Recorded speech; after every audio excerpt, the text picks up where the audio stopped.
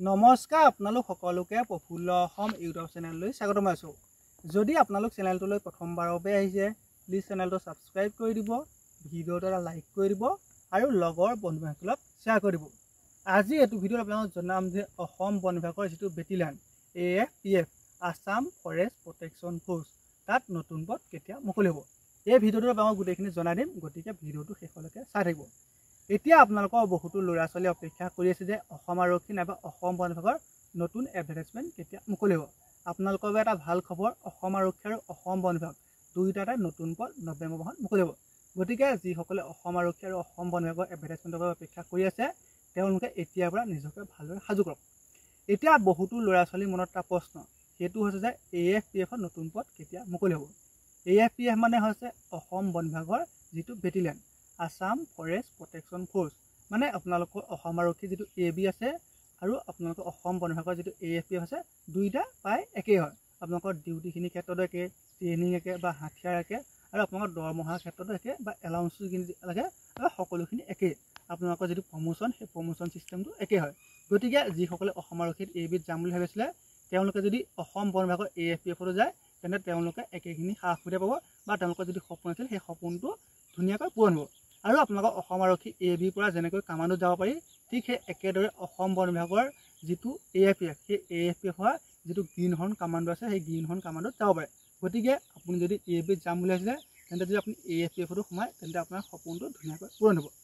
এতিয়া 2023 চনত যি অসম বন বিভাগৰ নিযুক্তি হৈছিল তাত AFPFৰ যিখিনি পদ আছিল প্ৰায় 900 কিমানটা পদ আছিল। সেইখিনি পোষ্টৰ POP হৈছিল দেৰগাঁও লাচিত বৰফুকন পুলিচ একাডেমী, মানে ট্ৰেইনিং কমপ্লিট কৰাৰ পিছত যিটো POP হয় সেই POP যিদিনা হৈছিল তাত অসমৰ মাননীয় মুখ্যমন্ত্ৰী ডক্টৰ হিমন্ত বিশ্ব শৰ্মা ছাৰ নিজে উপস্থিত আছিল। POP হৈছিল 2024 চনৰ আগষ্ট মাহত। সেই যি POP হৈছিল POP অনুষ্ঠানত CM ছাৰে যেতিয়া ভাষণ আছিল সেই ভাষণৰ মাজতে কৈছিল যে 2025 চনৰ ফেব্ৰুৱাৰী মাহত অসম বন বিভাগত নতুনকৈ 600 পদ মুকলি হ'ব। গতিকে আপোনালোকে নিশ্চিন্ত মনে থাকক, AFPFত তেতিয়াই 600 পদ খালী আছিল, এতিয়া আপোনালোকৰ আৰু পদ বাঢ়ি গৈছে, কাৰণ আপোনালোকৰ বহুখিনি মানুহ ডিপাৰ্টমেণ্টেলি প্ৰমোশ্যন হৈছে, সেইখিনি পদো খালী হৈ আছে।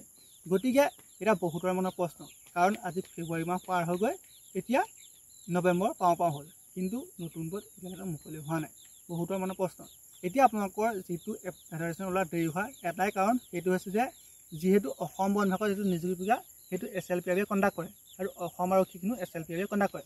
যিহেতু অসম আৰক্ষী প্ৰায় 5000তকৈ অধিক পদৰ বাবে নিযুক্তি প্ৰক্ৰিয়া চলি আছিল, সেইবাবে আপোনালোকৰ অসম বন বিভাগৰ যিটো নতুন পদ সেইখিনি গোটেইখিনি একেলগতে উলিয়াই দিয়া নাই। এতিয়া আপোনালোকৰ অসম আৰক্ষীৰ যিখিনি নিযুক্তি প্ৰক্ৰিয়া চলি আছিল সেইখিনি বৰ্তমান শেষ হৈছে। গতিকে আপোনালোকৰ এইখিনি এপইণ্টমেণ্ট দিয়াৰ পিছতে নৱেম্বৰ মাহত নতুন পদ মুকলি হ'ব। গতিকে যিসকলে AFPFৰ নতুন এডভাৰটাইজমেণ্টলৈ অপেক্ষা কৰি আছিল তেওঁলোকে নিশ্চিন্ত মনে থাকক, আপোনালোকৰ খুব সম্ভৱতঃ নৱেম্বৰ মাহতে অসম বন বিভাগৰ AFPFৰ নতুন পদ মুকলি হ'ব। এতিয়া আপোনালোকৰ AFPFৰ যিটো চিলেকশ্যন প্ৰচেছ সেই চিলেকশ্যন প্ৰচেছত টোটেল ষ্টেপ থাকে 3টা। আপোনালোকৰ যিটো ফাৰ্ষ্ট ষ্টেপ সেই ফাৰ্ষ্ট ষ্টেপটো হৈছে ফিজিকেল টেষ্ট। ফিজিকেল টেষ্টত মাত্ৰ 2টা ইভেণ্ট থাকে, ৰানিং আৰু লং জাম্প। ল'ৰাসকলৰ ৰানিং হয় 3.2 কিলোমিটাৰ মানে 3200 মিটাৰ আৰু ছোৱালীসকলৰ হয় 1600 মিটাৰ। তাৰপিছত ল'ৰাসকলে 16.5 ফুট লং জাম্প মাৰিলে এক্সিলেণ্ট আৰু ছোৱালীসকলে 12 ফুট 10 ইঞ্চি লং জাম্প মাৰিলে এক্সিলেণ্ট। আপোনালোকৰ যিটো ফিজিকেল টেষ্ট হয় সেই ফিজিকেল টেষ্টত 2টা ইভেণ্ট থাকে, ৰানিং আৰু লং জাম্প। এতিয়া বহুতে সোধে যে ল'ৰাসকলৰ চিনাপ থাকে নেকি? ল'ৰাসকলৰ কোনো ধৰণৰ চিনাপ নাথাকে, মাত্ৰ ৰানিং আৰু লং জাম্প।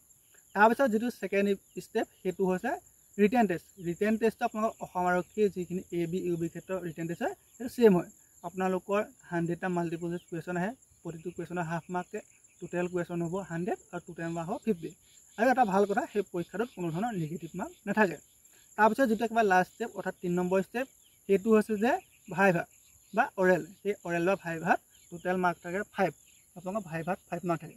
আপোনালোকৰ ফিজিকেল টেষ্টত থাকে 40, তাৰপিছত ৰিটেন টেষ্টত থাকে 50, তাৰপৰা আপোনালোকৰ অৰেল বা ভাইভাত থাকে 5 আৰু NCCত থাকে 5 মাৰ্ক। এতিয়া অসম আৰক্ষীৰ ক্ষেত্ৰত NCCত কোনো ধৰণৰ মাৰ্ক নাথাকে, কাৰণ অসম আৰক্ষীত স্পৰ্ট আৰু NCC পাৰ্চনৰ বাবে 1% পোষ্ট ৰিজাৰ্ভেশ্যন থাকে, কিন্তু অসম বন বিভাগত NCCৰ বাবে কোনো ধৰণৰ পোষ্ট ৰিজাৰ্ভেশ্যন থাকে। NCCত 5 মাৰ্ক থাকে, NCC C থাকিলে 5, B থাকিলে 3 আৰু A থাকিলে 2 মাৰ্কছ লাভ কৰে। গতিকে যিসকলে অসম বন বিভাগৰ AFPFত যাম বুলি ভাবি আছে তেওঁলোকৰ বাবে এটা ভাল খবৰ। আৰু আপোনালোকক এইখিনিতে কৈ যাওঁ, AFPFত এপ্লাই কৰিবলৈ জেনেৰেল কেন্দ্ৰৰ বয়স হ'ব লাগে 18ৰ পৰা 25 বছৰ, তাৰপিছত OBC MOBC সকলে 18ৰ পৰা 28 বছৰ আৰু ST SC সকলে 18ৰ পৰা 30 বছৰলৈকে এপ্লাই কৰিব পাৰে। গতিকে যিসকলে AFPFত যাম বুলি ভাবি আছে তেওঁলোকে এতিয়াৰ পৰা নিজকে ভালদৰে সাজু কৰক। ল'ৰাসকলে 3.2 কিলোমিটাৰ ভালদৰে ৰানিং কৰক আৰু লগতে লং জাম্প 16.5 ফুট এক্সেল মাৰিবলৈ চেষ্টা কৰক আৰু ভালদৰে পঢ়া শুনা কৰি থাকক। ধন্যবাদ।